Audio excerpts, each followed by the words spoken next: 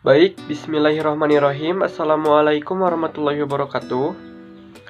Sebelumnya izin perkenalkan, nama saya Jidan Asgara, NPM 190666. Di sini saya akan membahas mengenai topik 5, yaitu mengenai materi dari representasi pengetahuan.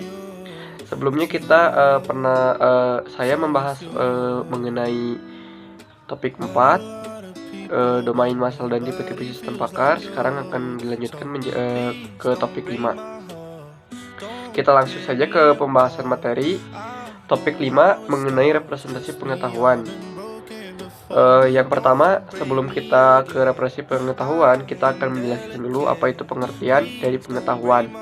Pengetahuan merupakan kemampuan untuk membentuk model mental yang menggambarkan objek dengan tepat dan mempresentasikan dalam aksi yang dilakukan terhadap suatu objek, atau Martin dan Oxfam pada tahun 1988. Agar pengetahuan dapat digunakan dalam sistem, pengetahuan harus dipresentasikan dalam format tertentu, yang kemudian dihimpun dalam suatu basis pengetahuan. Cara sistem pakar mempresentasikan pengetahuan akan mempengaruhi perkembangan, efisiensi, dan perbaikan dari sistem. Sekarang kita akan membahas mengenai pengertian dari representasi pengetahuan. Representasi pengetahuan merupakan metode yang digunakan untuk mengodekan pengetahuan dalam sebuah sistem pakar yang berbasis pengetahuan.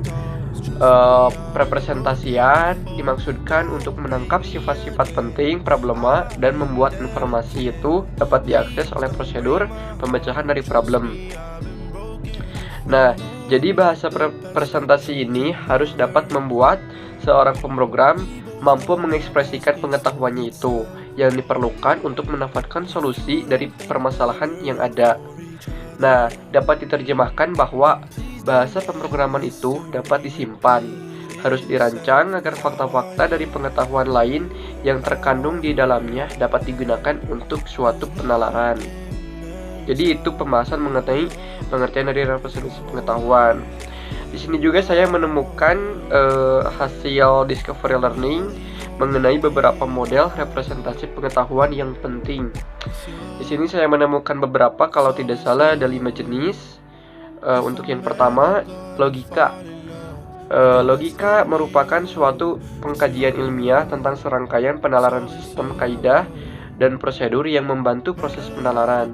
Logika ini merupakan bentuk representasi pengetahuan yang paling tua, yang menjadi dasar dan teknik representasi high level atau level tinggi. Nah, dalam melakukan penalaran ini, komputer harus dapat menggunakan proses penalaran deduktif dan induktif ke dalam bentuk yang sesuai dengan manipulasi komputer, yaitu logika simbolik atau logika matematik. Metode itu disebut logika konfusional. Bentuk logika konfusional ada 2 macam, yaitu logika proporsional atau kalkulus dan logika predikat. Lalu yang kedua, dari model representasi pengetahuan ada jaringan semantik. Konsep jaringan semantik ini diperkenalkan pada tahun 1968 oleh Ross Quaylen. Jaringan semantik ini merupakan teknik representasi kecerdasan buatan klasik yang digunakan untuk informasi profesional. Ini menurut Giarantano dan Reilly pada tahun 1994. Yang dimaksudkan dengan informasi profesional adalah pertanyaan yang mempunyai nilai benar atau salah. Informasi profesional ini merupakan bahasa deklaratif karena menyatakan fakta. Representasi jaringan semantik merupakan penggambaran dari grafis dari pengetahuan yang memperlihatkan suatu hubungan hierarki dan objek-objek. Komponen dasar untuk merepresentasikan pengetahuan dalam bentuk jaringan semantik adalah simpul atau node dan penghubung atau link. Nah, simpul di sini mempresentasikan objek, konsep, dan ataupun situasi. Simpul digambarkan dengan kotak atau lingkaran. Penghubung menghubungkan antar simpul, dan penghubung juga digambarkan dengan panah berdarah dan diberi label untuk menyatakan hubungan yang dipresentasikan. Adalah sebuah contoh bagaimana pengetahuan dapat direpresentasikan menggunakan jaringan semantik. Lalu yang ketiga ada objek atribut value atau yang disingkat dengan OAV. Nah, objek dapat berupa bentuk fisik atau konsep. Atribut adalah karakteristik atau sifat dari objek tersebut. Nah, value atau nilai, besaran nilai, takaran spesifik dari atribut tersebut pada situasi tertentu. Dapat berupa numerik, string, atau boolean atau boolean. Lalu ada model representasi pengetahuan yang keempat, yaitu bingkai atau frame. Bingkai berupa ruang-ruang yang berisi atribut untuk mendeskripsikan pengetahuan. Pengetahuan ini yang termuat dalam slot dapat berubah berupa kejadian, lokasi, situasi, ataupun elemen-elemen lainnya.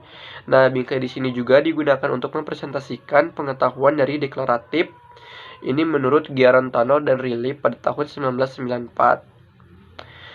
Bingkai di sini memuat deskripsi sebuah objek dengan menggunakan tabulasi informasi yang berhubungan dengan objek. Dengan demikian, bingkai ini membantu menirukan cara seseorang mengorganisasikan informasi tentang sebuah objek yang menjadi kumpulan data. Nah, jadi bingkai juga merupakan cara yang lebih kompleks untuk menyimpan suatu objek dan nilai atributnya bila dibandingkan dengan jaringan semantik. Nah, bingkai ini menambahkan kecerdasan pada representasi data dan mengizinkan objek untuk menurunkan suatu nilai dari objek yang lain. Lalu di sini yang terakhir ada kaidah dari produksi. Nah, kaidah produksi ini merupakan kaidah yang menyediakan cara formal untuk mempresentasikan rekomendasi, arahan, atau strategi. Kaidah produksi ini ditulis dalam bentuk jika, maka, atau if then. Kaidah if then ini menghubungkan antecedent atau antecedent dengan konsekuensi yang berakibatkannya. Mungkin itu pemahaman dan hasil dari discovery learning saya mengenai topik 5, representasi pengetahuan. Mungkin saya cukupkan untuk dalam video pembahasan kali ini. Saya cukupkan. Mohon maaf bila ada kesalahan atau salah-salah kata dari saya. Terima kasih bagi teman-teman semua yang sudah menonton video ini. Semoga apa yang saya sampaikan menjadi ilmu yang berkah dan bermanfaat bagi kalian semua. Wabillahi taufiq wal hidayah. Wassalamualaikum warahmatullahi wabarakatuh.